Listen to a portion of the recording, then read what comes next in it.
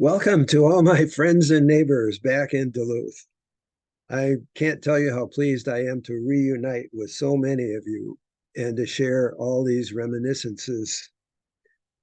My goal here is to pay tribute to dozens, a whole community who contributed so much over the years to make this museum so successful. Uh, Good grief. I can't tell you how much gratitude I feel toward all of you. Um, we used, corporate executives and hobbyists and divers and donors of all sorts, Port Authority personnel, and all of you came together for 50 years of success.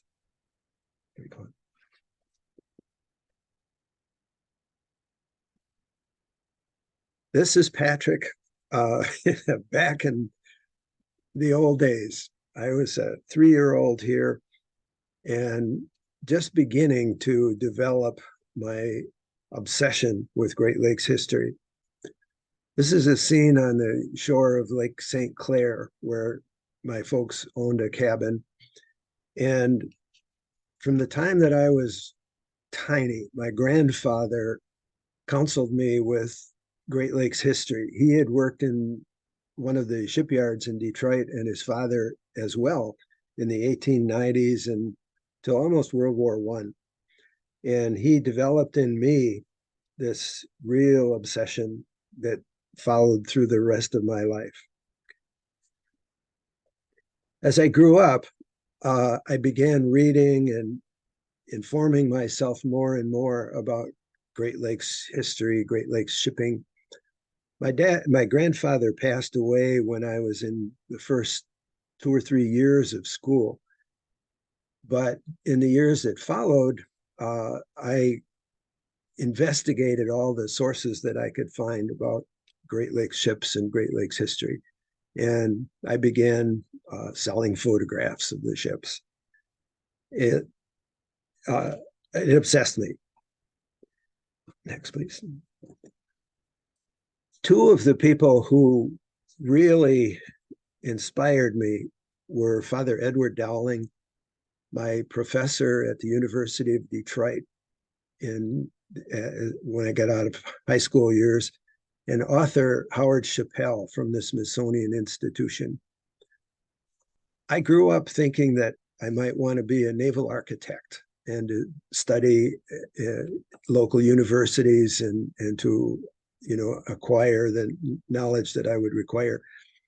But these two people encouraged me to be more serious about my investigation of Great Lakes history. And Father Dowling was on the board at the Dawson Museum in Detroit, Dawson Great Lakes Museum. And he encouraged me to take a job there and to abandon naval architecture. He said, son, if you want to be a naval architect here in Michigan, you're going to grow up designing plastic fish boats for the rest of your life. And so I left college in my second year and took my first job with the Dawson Great Lakes Museum in 1960. The next years were really enlightening for me because I met so many historians and authors and divers at the Dawson Museum. It was a real pleasure having Father Dowling's endorsement and support. And I really enjoyed those first years. When I took my job as an exhibits preparator at the Dawson Museum, I began working with others, building ship models and developing exhibits. And it was really gratifying to meet so many other enthusiasts and to learn from all of them. We developed exhibits on all sorts of subjects about shipping and about Great Lakes history. And I became more enthusiastic about building models and doing graphic arts and contributing to these exhibits. I headed that program at the museum as exhibit preparator. And I learned a great deal from so many other people who shared my interests. Next, please. In 1968, I left the Dawson Museum and moved to Saugatuck, Michigan, over on the other side of the state, where the steamer Keewatin was preserved by private owners and exhibited as a public exhibit. And I spent a lot of time on the ship. I was director of the museum, and we had a limited crew, but we maintained the ship for the next several years and exhibited it. We had a very limited audience. Saugatuck was not a place that offered a lot of alternatives for visitors, but the Keewatin was very, very attractive, and I met a lot of people who had sailed on the ship and shared their experiences with me. And of course, I got to know all of the accommodations on the ship, from the engine room to the crew quarters and the passenger accommodations. I left the Keewatin in 1972 and looked into a job with a new museum opening in Duluth, Minnesota. Duluth Superior was one of the most dominant ports in the whole Great Lakes system. And I was really attracted to that port. I found they had 113 docks for ships.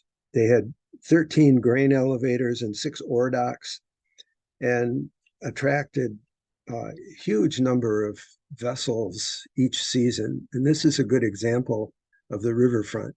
The ships all came in through what they call the aerial bridge, and the new museum was being developed right alongside it.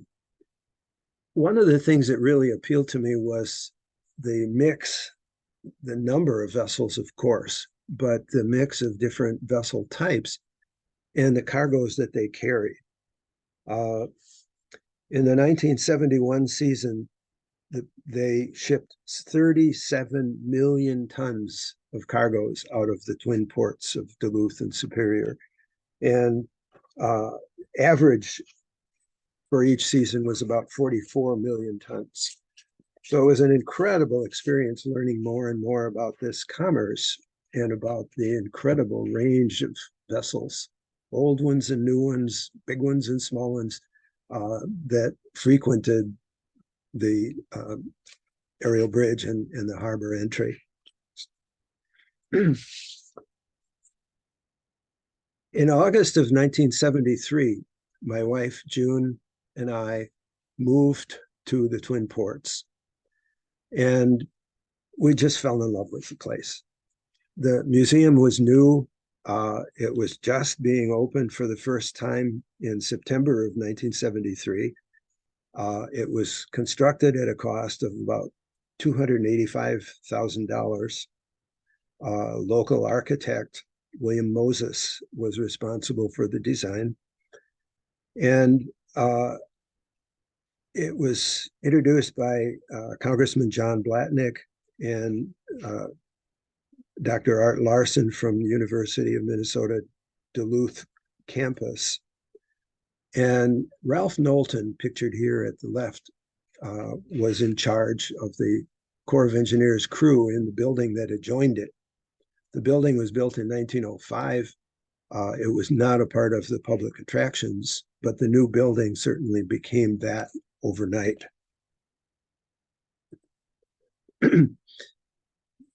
We developed exhibits there during the next couple of years.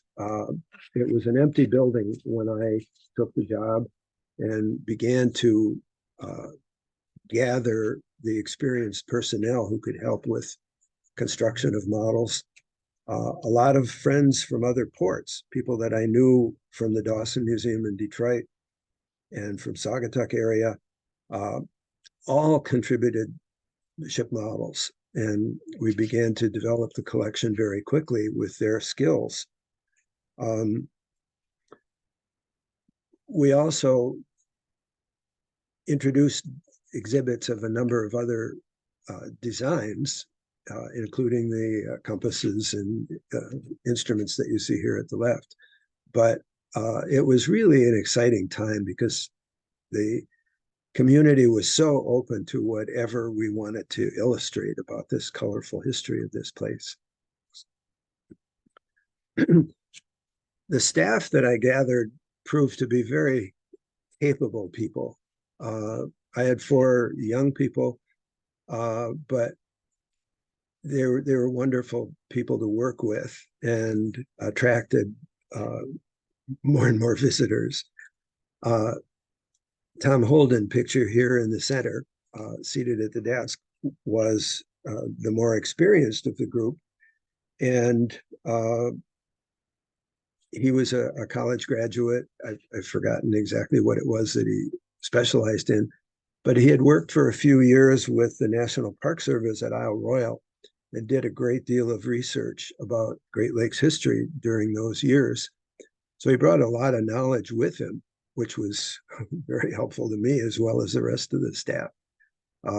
I was brand new to Duluth Superior history, and it was just a wonderful, wonderful time to begin learning more and more about that very, very successful harbor and its history.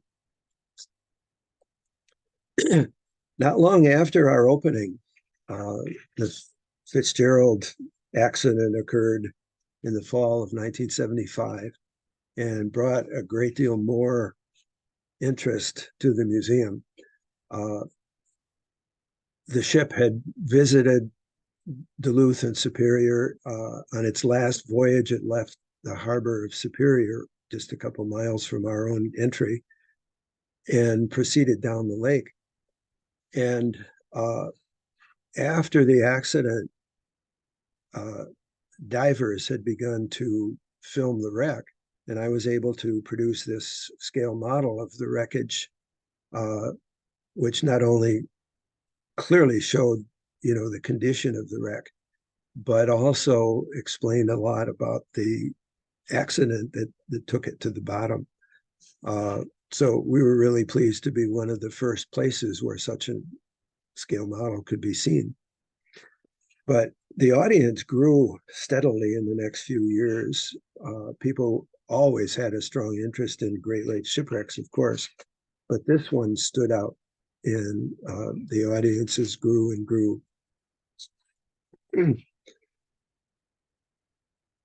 The board for the Lake Superior Marine Museum Association was formed in 1976, and we developed the bylaws and all of the rules, and gathered enthusiasts who were not only industry people.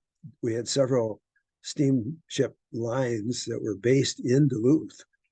United States Steel's fleet was headquartered there, and several others as well. But we also had representatives from the local port authority and from community organizations of all sorts who gathered to support us. And it was very, very successful.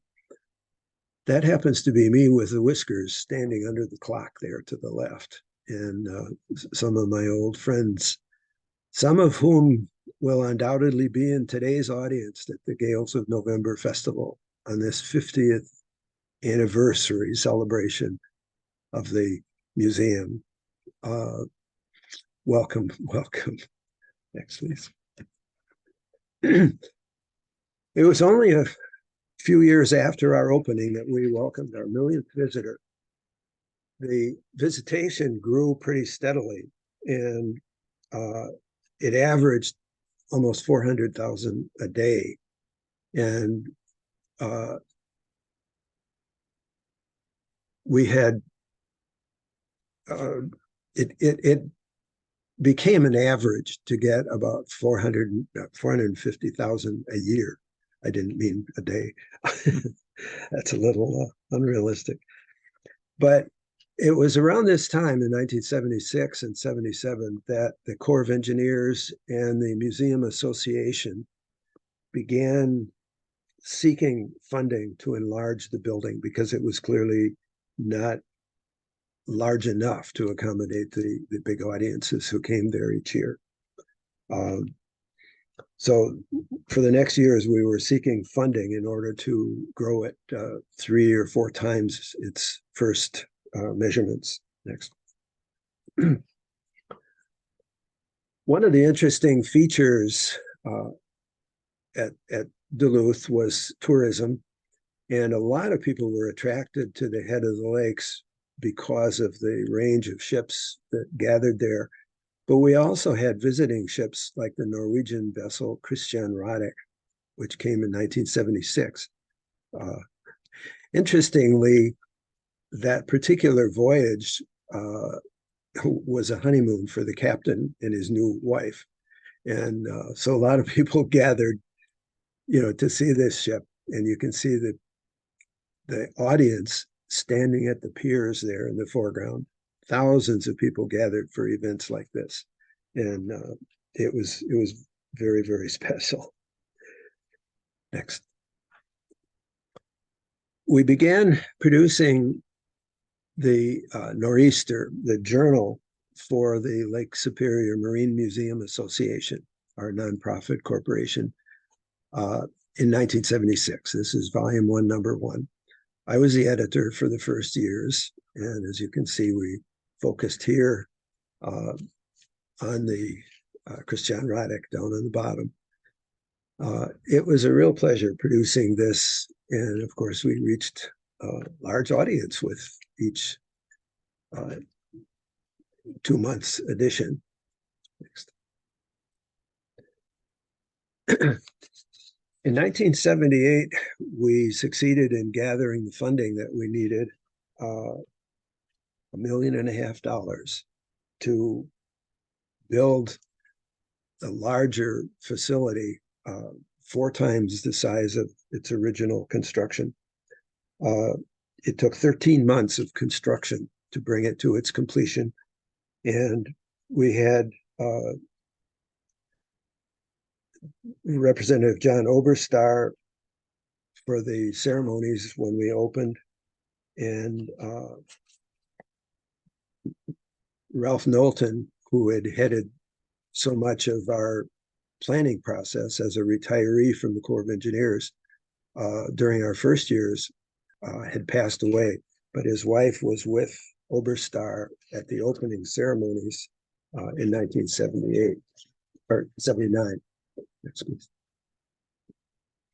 The museum stood at a perfect location on the Lake Superior shore and next to this aerial bridge where it was such a dramatic scene to see the ships coming and going and that beautiful bridge structure. And we were also supported by one of the principal operators of the bridge, Bob Brown, who was also an assistant in developing our exhibit plans and themes, and shared with us a lot of local history, where he certainly was one of the most knowledgeable sources. You can see the enlarged building here in the foreground, in the Corps of Engineers' older building behind it, and then of course the harbor astern here of this ship.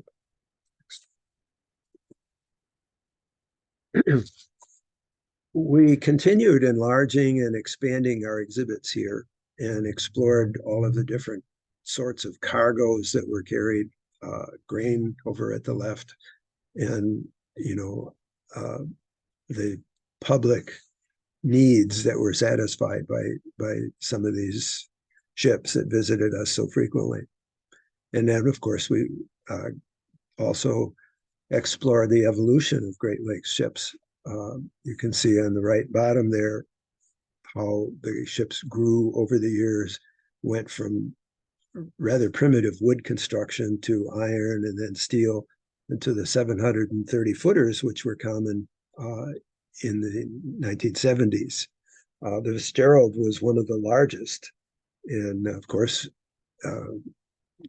ended up at the bottom of Lake Superior. Thanks. One of the interesting projects that developed in the 1970s was the exploration of a wreck at the other end of Lake Superior in the Whitefish Bay area. The Indiana built in 1848, 160-foot iron hull. This ship went down in 1858 when it was only 10 years old, and it was in about 120 feet of water, but it was explored by a number of divers after its discovery. It was found very intact. And a few years afterwards, 1979, they discovered it. I mean, 1975. And 4 years later, I helped to develop a project where the Corps of Engineers provided a derrick barge to recover portions of the ship's wreckage for the Smithsonian Institution in Washington. And they uncovered the engine and the boiler, and it was all intact and is today exhibited at the Smithsonian Institution as a representative of one of these really fascinating Great Lakes wrecks. Next. In 1982, the National Park Service invited me to participate in research and ultimately in diving on Isle Royale, not far from Duluth. And I gathered with a crew there and began exploring the wrecks on the island with a helicopter and with research vessels that were Park Service property. And we found some really fascinating wrecks. And I learned a great deal more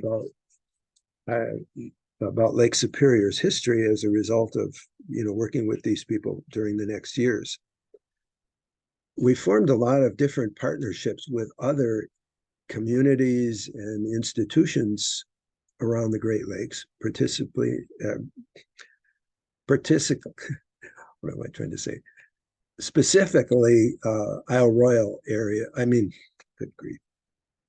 Particularly Lake Superior area institutions and museums. So we gathered to assist them in a lot of research projects, working with our own resources in Duluth.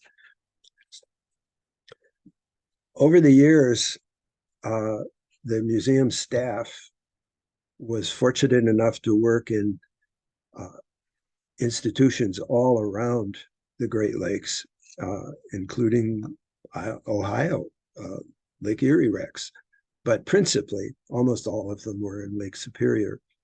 And we worked a lot with National Park Service at several different locations, Apostle Islands, Isle Royale, Pictured Rocks. And I learned a great deal working with these guys and diving with them on a number of wrecks. My diving time and my diving skills were pretty limited, but nevertheless, I was treated to some really unique experiences with Park Service personnel. And during the next years, there were over 70 dives and, much more than you see illustrated here. We also worked with other communities aside of diving and Park Service, including assisting the Meteor staff across the harbor from us in Superior with developing exhibits and using our resources at the Canal Park Museum in Duluth to provide information and illustrations for their exhibits. We also worked with the Lake County Museum in nearby two harbors and not only provided them with further information, but we also learned more and more with each one of these projects about, Lake Superior's colorful history. Next. One of the things that I was privileged to do too was to join with the Park Service staff and personnel at other museums, Great Lakes Historical Society here, to develop guidebooks for archaeological research and diving and examination and documenting of shipwrecks. This was a real privilege to enjoy that experience in the 1980s. Excellent. In 1982, I was fortunate enough to have the visitation of a professor from Yale University named Cornelius Osgood. He visited the museum, and my wife and I invited him to our home, and we had dinner together and got into some long discussions.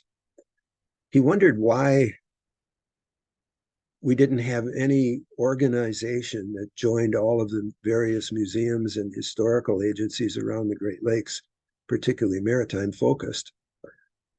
And he encouraged us to organize what we called the Association for Great Lakes Maritime History. It took 2 years after Osgood's visit there, but we gained the support of some outstanding people. Henry Barkhausen, the well-known Great Lakes historian, and Elizabeth Cutler, who was the daughter of Edmund Fitzgerald, of all people, in Milwaukee. These people came up with the funding to help us gather together representatives of all the museums around the Great Lakes and to form the association in 1983. We met in Chicago and in Milwaukee and developed all the bylaws and gathered the board members, and David Pamperin, who's pictured here at the far right in that center picture, became the author of our newsletter, which really joined us all together. It was a fantastic method of communicating and gathering. And we held annual meetings at museums all around the Great Lakes, at different museums and historic locations. And this was so enriching. It goes on to this day. And we've been very, very pleased with all of the different organizations who have become a part of the association. What a thrill it is. 1997, we celebrated our 25th year and continued the development and the growth that we had experienced during those 25-year period. It was a very special occasion. Next. In 1995, we had John Larson author a book about the history of the Detroit district of the Army Corps of Engineers. The museum in Duluth was not in the Detroit district. It was just outside the lines of that. But the Detroit district covered the whole of the Great Lakes, with that single exception of Western Lake Superior. And Larson captured the most colorful and most complete history of the whole Great Lakes, including, of course, the role played by the Corps of Engineers in its development. The Corps of Engineers had begun in 1813 as the topographical engineers, and they began charting the Great Lakes. And there was one charter in particular, Henry Bayfield, who started doing the first charts in 1813 and 1815 of Lake Huron and Lake Superior. And they stand out to this day as remarkable achievements.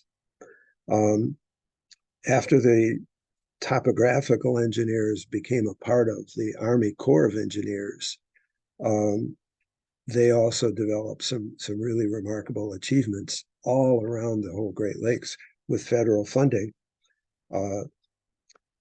One of the things, they acquired an iron freighter, or an iron tugboat called the Colonel Abert, which was named after the head of the topographical engineers. And it was commanded by George Washington's grandson. And the ship was built on the East Coast, and it became the first iron vessel in the Great Lakes in 1842, when it was brought into the Seaway and into the upper Great Lakes to function as a charting ship, developing charts of the whole Great Lakes. And interestingly, in its later years, it was renamed the Surveyor. And then in 1876, it was sold to private owners in Sheboygan, Wisconsin, and they renamed it the Julia. Well, the Julia was eventually abandoned and sunk in Sheboygan, but we were successful in acquiring portions of the ship's wreckage for the museum in Duluth in the 1990s. And we were just so proud to get, the first iron ship in the Great Lakes. And I have a few rivets from it at home, as a matter of fact. At any rate, it was a pretty unique achievement. The Museum Association, with membership at the Canal Park Museum in Duluth, had been formed and organized in 1976. And in 2000, they made the decision to contribute all of the historical records of the association, which were all of the historical records for the museum, to the nearby Jim Danhill Library at the University of Wisconsin in Superior. And here at left is Laura Jacobs, Jim Danhill Library, documenting some of the charts that we had contributed for their care. And this became a perfect place to share all of these records with the public. So a few years after the collection was given to the Jim Danhill Library, they formed a website, and it is now available to the whole public, where all of the records of our museum are kept and shared very generously. Thanks. Yeah, it was in 1999 that my wife and I made the decision to retire. I was 60 years old and had a very successful, very enjoyable career. And so we announced this decision late in 1999 and actually retired in the next year. I'm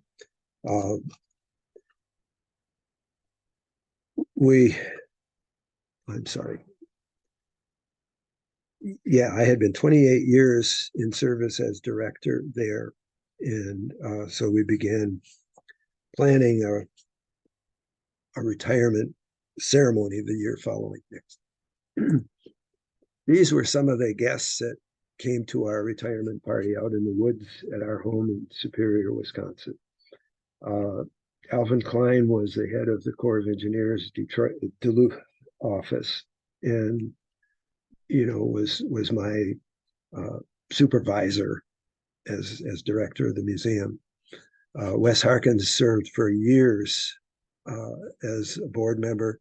Davis Hellberg headed the Port of Duluth, and Ken Newhams was a historian who published a lot of articles locally about the Museum Association and the success of the museum itself.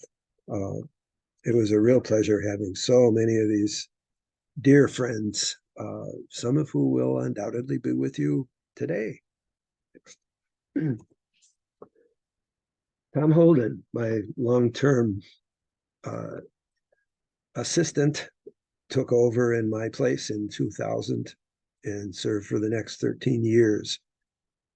He was an experienced historian, graduated from the University of Wisconsin-Madison, and became a well-respected historian and author. He had joined the staff in 1977, and so was,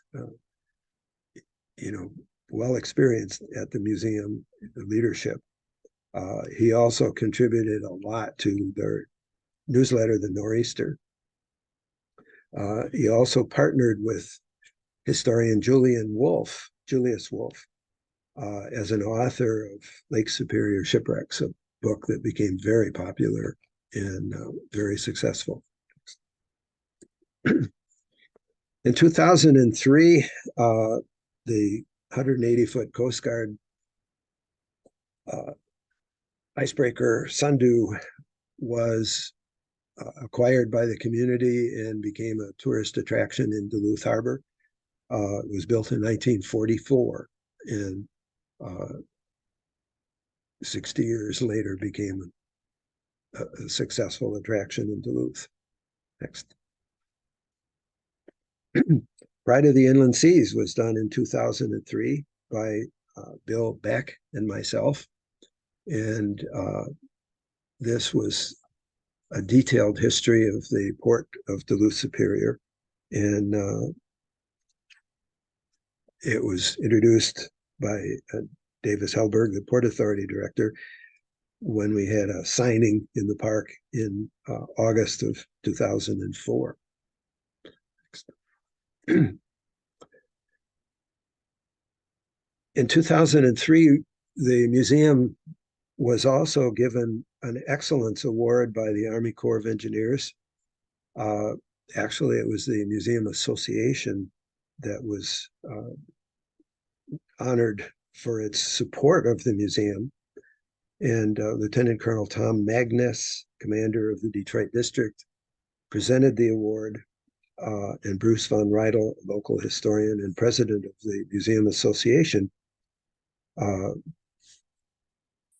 accepted it, and the award is shown at the right side there.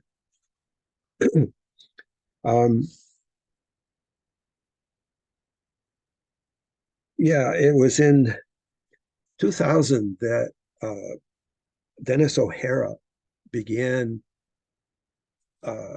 establishing cameras on the Duluth hillside to photograph the ships coming and going at the harbor. And these views were very popular, not only in the museum itself, where they were broadcast all the time, but they were put on a website eventually. And so now I'm told there are 16 cameras on the hillside, and this harbor lookout in 2017 was put up as well to connect visitors and computer viewers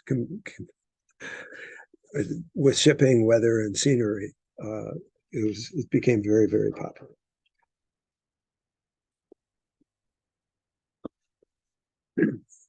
Denise Wolven became the museum director in 2013 when Tom Holden retired. She was a former Park Service ranger and joined the staff in 2000 and brought a lot of very special skills to that task. Next. Sarah Summers Ledke took over the job in 2019 and presently serves as director for the museum and is continuing, very capable job in those in those shoes. This is a list of all of the Museum Association presidents who have served since 1976 when that organization was formed. And you see a lot of names there of well-known, respected historians, and some were, you know, industry people. Captain Porter was a retired uh, Coast Guardsman, and a lot of these guys had incredible experiences and contributed a great deal to the museum as association presidents. Now, that kind of brings me up to date on my uh, memories of all those 28 years that I spent at the museum. It was just such an incredible experience, and so rewarding to work with such a team of contributors and historians. And oh my God, I wish I were there today for this celebration of the museum's 50th anniversary. Um, Bless you. Maybe one of these days I'll be able to make the trip back up there and be reunited with some of you. I hope that's a possibility. Bless you. Thank you so much for being with us today, and accept our gratitude forever.